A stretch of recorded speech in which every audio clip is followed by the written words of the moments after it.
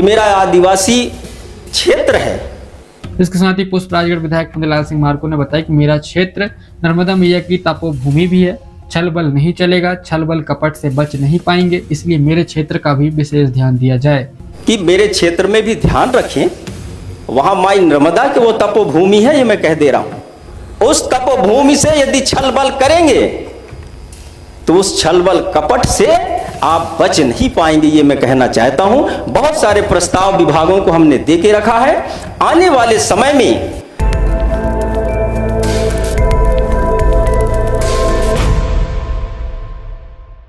मध्य प्रदेश विधानसभा के शीतकालीन सत्र में पुष्प राजगढ़ के विधायक फंदेलाल सिंह मार्को ने किन बातों को रखा, सदन में अपने क्षेत्र के लिए किन समस्याओं को अवगत कराया और अपने क्षेत्र के विकास के लिए किन बातों को सामने लाया, आइए आपको बताते हैं। मध्य प्रदेश विधानसभा के शीतकालीन सत्र में पुष्प राजगढ़ के विधायक फंदेलाल सिंह मार्को ने सर्वप्रथम गौ हत्या पर रोक लगाने के लिए सरकार से मांग की। उन्होंने बताया कि सभी बूचड़खाने बंद होने चाहिए, प्रदेश में जिस तरीके से गौ हत्याएं हो रही हैं उस पर रोक लगना चाहिए। उन्होंने बताया कि सरकार दीपावली के बाद गोवर्धन पूजा मनाने के लिए कहती है, किंतु क्या आरती करने वाले हाथ नहीं कांपते जब आप इस तरीके से प्रदेश में गौ हत्याएं हो रही हैं। इसके साथ ही उन्होंने बताया कि गौ हत्या पर रोक लगनी चाहिए, नाटक नौटंकी बंद करके गौ हत्या पर रोक लगाने की बात करनी चाहिए। इस दीपावली के बाद गोवर्धन पूजा करने का आपने आदेश जारी किया,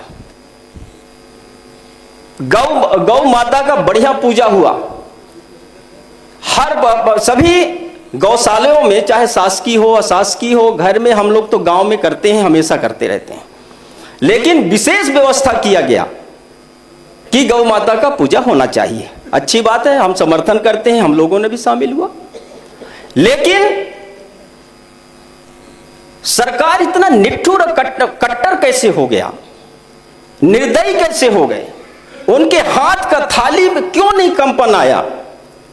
जिस देश में, प्रदेश में गौ माता का हत्या किया जाता हो, वध किया जाता हो, ऐसे समय में आप हाथ में थाली रख करके और पूजा कर रहे हैं। यही सब सरकार ने दिया है बूचड़खानों का आदेश। इस देश में आप 3600 पंजीकृत बूचड़खाना चल रहे हैं, इसको आप बंद करा सकते हैं क्या? क्या आपके मन में जो है इतना निठुर कैसे आप हो गए? आप इसको, जहां गौ माता का हत्या किया जाता हो, बछड़ों का वहां वध किया जाता हो, भैंस का वध किया जाता हो, आप कैसे सिर को रख के पूजा कर लिए? है इसका जवाब आपके पास? इस 2023-24 में 41 मिलियन सिर काटे गए और पर डे 1,12,330 गाय भैंस काटे जाती हैं। इसको आप कहिए डबल इंजन का सरकार है, बंद कर दे वो बूचड़खानों को जो पंजीकृत हैं।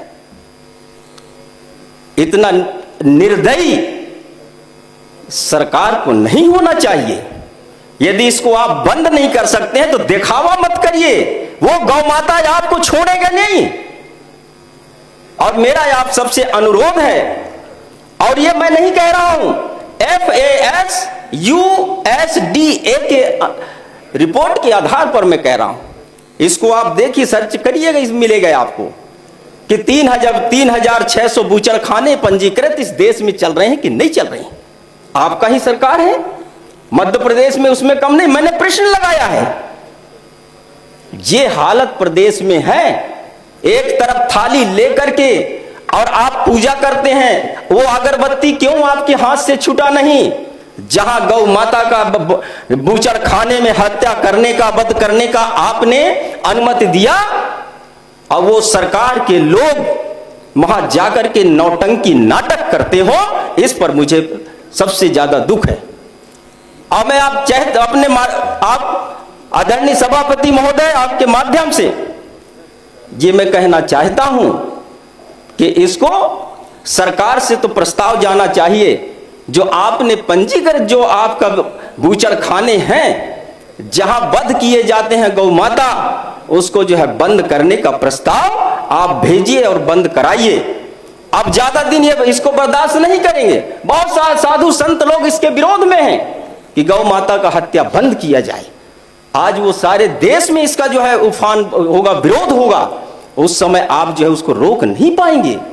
ये मैं आप सबसे कहना चाहता हूं। इसके साथ ही पुष्पराजगढ़ विधायक ने अपने क्षेत्र के लिए भी कुछ मांगे रखी हैं। आपको बता दें कि पुष्पराजगढ़ विधानसभा क्षेत्र के विधायक फुंदीलाल सिंह मार्को ने वित्त मंत्री से अनुरोध आशा करते हुए कहा कि माननीय वित्त मंत्री जी, मेरा क्षेत्र आदिवासी बाहुल्य क्षेत्र है, मेरे क्षेत्र को भी कुछ जरूरतें हैं। इसके प्रस्ताव मैंने विभागों को दिए हुए हैं। आने वाले समय में यथायोचित जो भी धनराशि आएगी वह हमें प्रदान की जाएगी, ऐसी आपसे उम्मीद है। जी आपको बता दें कि पुष्पराजगढ़ के विधायक फुंदीलाल सिंह मार्को लगातार अपने क्षेत्र की समस्याओं को लेकर के सामने आते रहते हैं। मीडिया के समक्ष भी वह अपने क्षेत्र की मांगों को रखते हैं। पुष्पराजगढ़ विधायक फुंदीलाल सिंह मार्को ने बताया है कि मेरा क्षेत्र नर्मदा मैया की तपोभूमि भी है, छल बल नहीं चलेगा, छल बल कपट से बच नहीं पाएंगे, इसलिए मेरे क्षेत्र का भी विशेष ध्यान दिया जाए।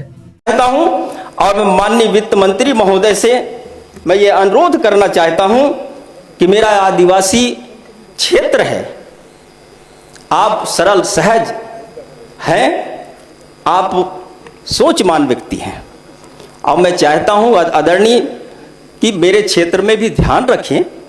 वहां माई नर्मदा की वो तपोभूमि है, ये मैं कह दे रहा हूं। उस तपोभूमि से यदि छल बल करेंगे तो उस छल बल कपट से आप बच नहीं पाएंगे, ये मैं कहना चाहता हूं। बहुत सारे प्रस्ताव विभागों को हमने दे के रखा है।